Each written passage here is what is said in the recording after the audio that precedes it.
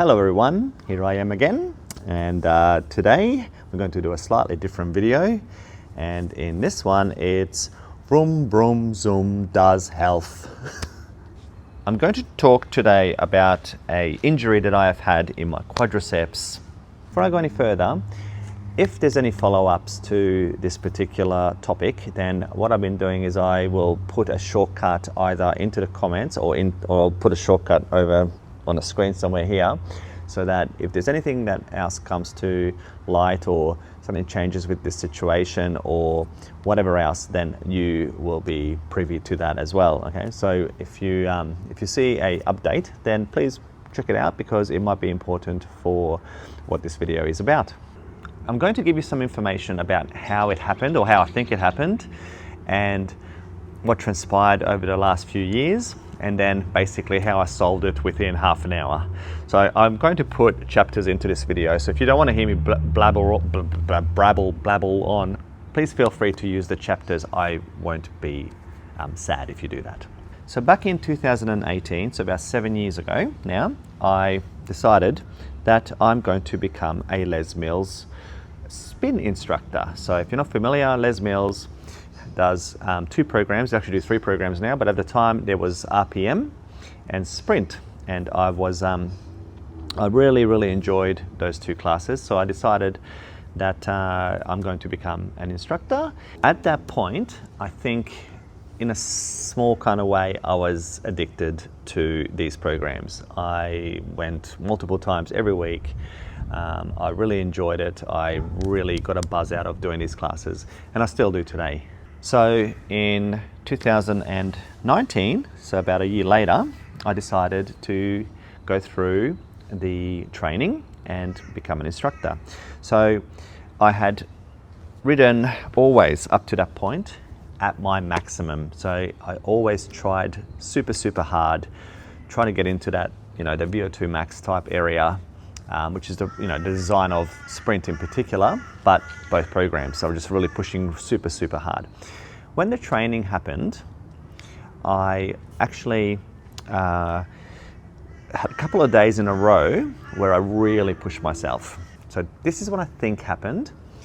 The legs were super fatigued, and the following day I went back and again worked super hard, and I fatigued the legs again without sufficient recovery. I think that's how this happened. So, and I think it happened again after that.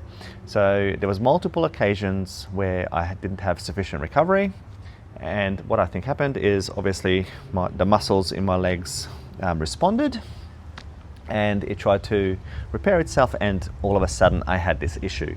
So basically how it manifested itself is it kind of felt like I had these corks in my, I'm not sure if you know what corked means. I'm not sure if it's an Australian term only, but when you get hit in a muscle really hard, and it kind of feels like there's like a little ball of muscle there, and then after a couple of sort of days it disappears and everything's fine and you're back to normal, like having a small, I guess, shock to the muscle, and it tightens up. So what happened in my case is the muscles continued to have these little feelings of these little cork areas. I didn't think too much of it at the time. Basically, within about a week or 2 after this sort of period of really hard working and no recovery, every time I got onto a bike, I would feel the muscles kind of, it's really hard to describe, but it kind of like grabbed around these balls. So there's these little tight spots in my leg. Whole quad, as a consequence of it sort of grabbing or sort of really painful around these areas, lost all function. So it kind of felt like the muscle had gone just like absolutely dead. Like I couldn't engage it. It was hurting. There was this sort of like a heat / stabby sort of pain around these areas. It basically meant I couldn't train. It lasted at least another day of recovery and another day of recovery, and then it would go back to normal. So this kind of went on for a little while. I was kind of, did a little bit of massage. I tried to do some rolling, so I used a roller, but yeah, let me just tell you later, rolling is for amateurs. Rolling on those rollers is for amateurs when I show you what I ended up doing. Then after it went through one of these cycles of it going like almost the functionality, the strength coming out of it and then recovering, then I was kind of okay to continue my cycling. However, those spots, and I'll show you them in a moment, they kind of persisted. I guess when the muscle was, warmed up from a previous exercise, and if I didn't push it super hard, then it would be okay to ride with. So I continued my instructing and everything was fine as such. However, I kept having these problems. So that's kind of how it all started back in 2019. And it's been a few years now, and it's taken me until last year, until 2024. So it's 5 years later that I was able to solve the problem. I'm going to preface this next part with saying that I'm not a doctor. I have a human movement studies degree, but that's not really linked to this too much, I guess. When your leg doesn't recover properly and the muscle tries to heal itself from that, micro trauma that it has received, it will send, signals, whatever there, to try to solve it. And in effect, it could be a couple of things from my research. Either there was some calcification inside the muscle, so some micro bones develop inside the muscle. That's a possibility. I don't know, maybe.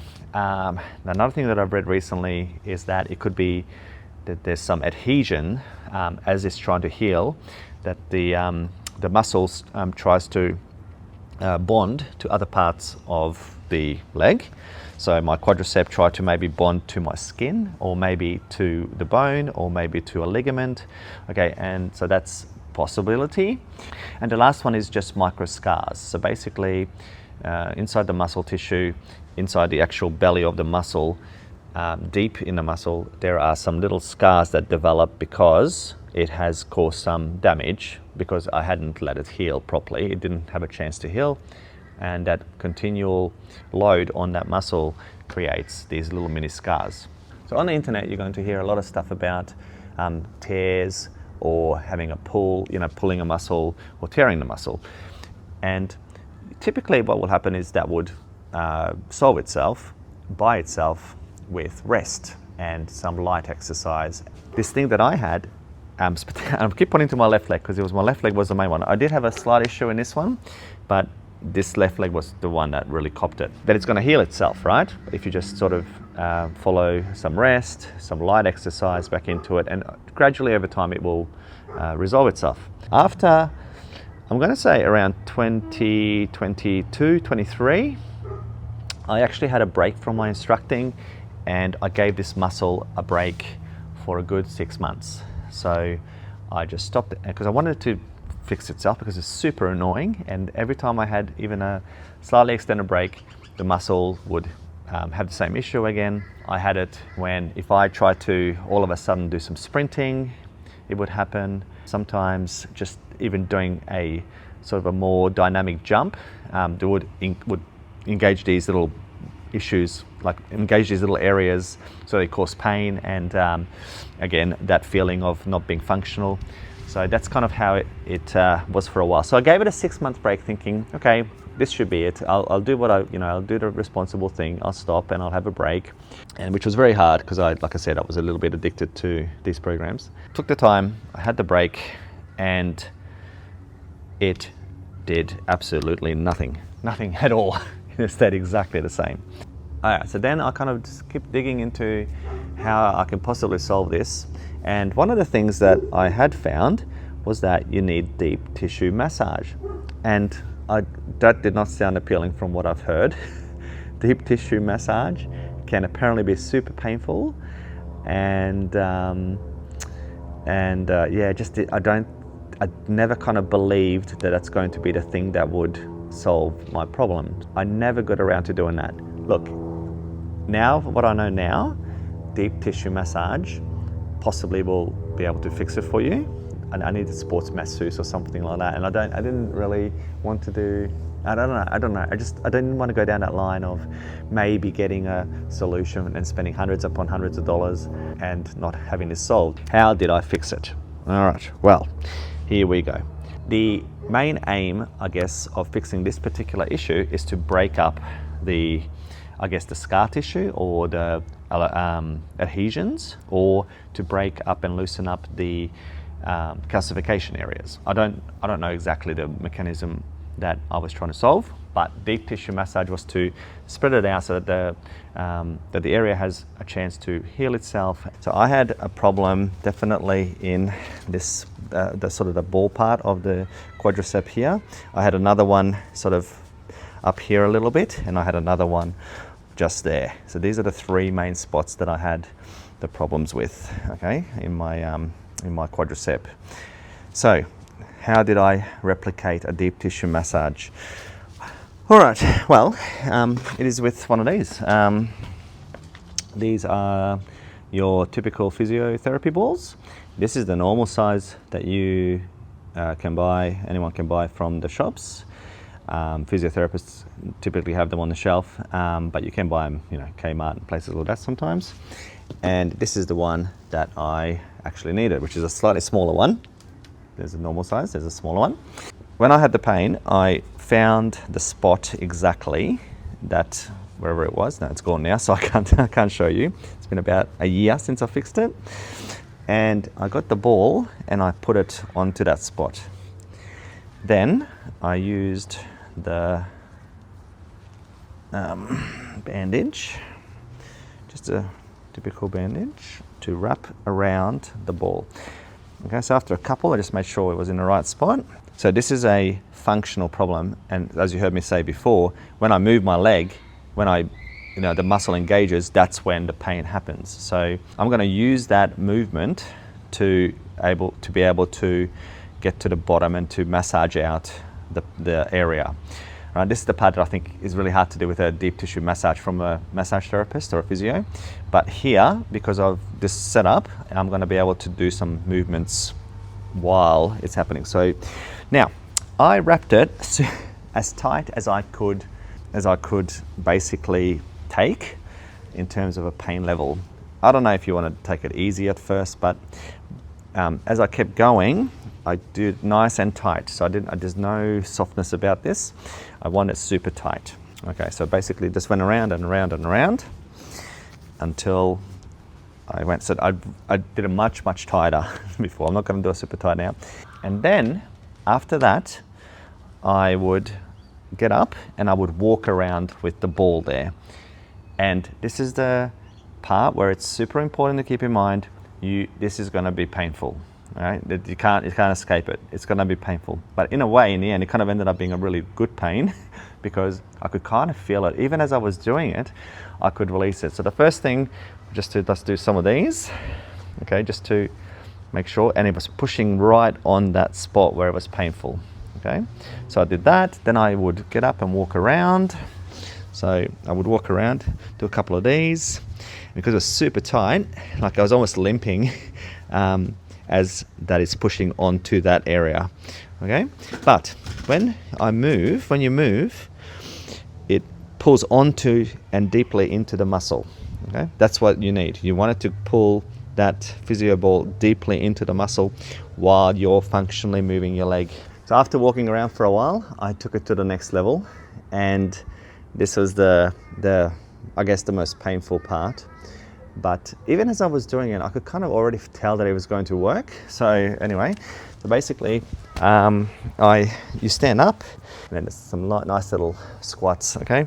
Just like that. And what that does is the muscle flexes at the back and really pulls more onto the quadricep, okay? So down like that and up. Yep, as much as you can take. Okay, overall, I think I had the ball strapped really tightly to my leg for about 5 to 10 minutes. That was it. And then I released it. And it's pretty much as soon as I released it, I'm like, I can already tell the difference. So if you have a similar problem, you might hopefully feel that same release. Then I relocated the setup to the other spots right on to where the pain was happening. Okay, you can really feel so if this is an issue that you have, then hopefully you can really pinpoint where that problem is. Get the ball, put it right there, make it nice and tight, and then go through the same process again. So like I said to you, I had 1, 2, 3. There were 3 main spots for me. Did it here, did it here, did it here, and gone. So I don't know why I didn't do it sooner, or why I didn't try to fix it sooner, but I guess that's just part of life. All right, so that was it, everyone. I'm not sure if this is going to solve the problem for everybody if you have this ongoing issue. This was definitely not a tear, definitely not a pull, because it would have healed itself with the rest. It is definitely something else that needed attention, and this has solved it for me. I have since been able to ride, no problems at all. It's just completely disappeared, Okay, I think that's about it. I think have mentioned everything I wanted to mention about this problem. What did I learn from the experience? Well, definitely use time to recover after especially very high intensity work. I love Les Mills, I love sprint, and I love RPM. Currently having a little break, but I will be going back soon. Very, very important that if you do push yourself to those really, really high intensity levels, that you let your muscles recover. Whether that's just either having a break from the cycling or reducing the intensity right back for a session or 2 until you know that everything is back to normal. So once again, just a little disclaimer, I'm not a doctor. I just wanted to share how I've been able to fix this very specific problem for me. All right, everybody, if you found that useful, great. I'm glad I could help. I would really appreciate if you hit the like button or maybe subscribe. This is not normally what goes on to this channel, but I don't even know what goes on this channel anymore, just whatever I think of. So yeah, look, thank you for watching all the way to the end. And yeah, I'll see you at the next video. Bye.